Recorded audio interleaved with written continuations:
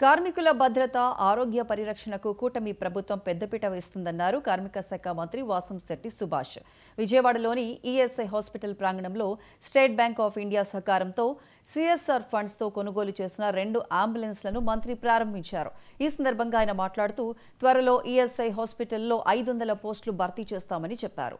పరిశ్రమల్లో ప్రమాదాల నివారణకు 24 గంటలు వైద్య సేవలు అందుబాటులో ఉండేలా చర్యలు తీసుకుంటున్నామన్నారు. జీరో యాక్సిడెంట్ నినాదంతో ముందుకు వెళ్తున్నామని చెప్పారు.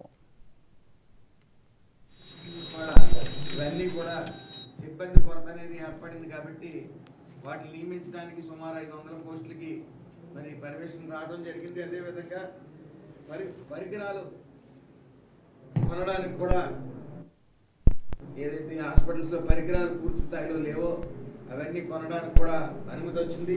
ముఖ్యంగా ఏపీఎంఐడిసి ద్వారా కానీ టెండర్ ద్వారా కానీ వీళ్ళని కొనుగోలు చేయడం జరుగుతుంది. ఈ ప్రభుత్వం, ఈ మంచి ప్రభుత్వం పూర్తిగా కార్మికుల ఆరోగ్యం అలాగే భద్రత మీద పూర్తి దృష్టి పెట్టడం జరిగింది. ఎక్కడ ఏ ఇన్సిడెంట్స్ జరగకూడదు, జీరో యాక్సిడెంట్స్ అనే నినాదంతో ముందుకెళ్తా ఉన్నాం. మీరు చూశారు, గతంలో కూడా సేఫ్టీ అనేది ఏర్పాటు చేయడం జరిగింది.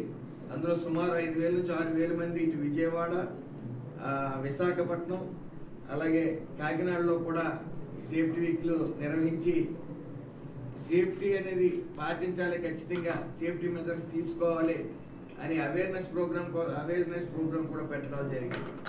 ఏదేమన్నప్పటికీ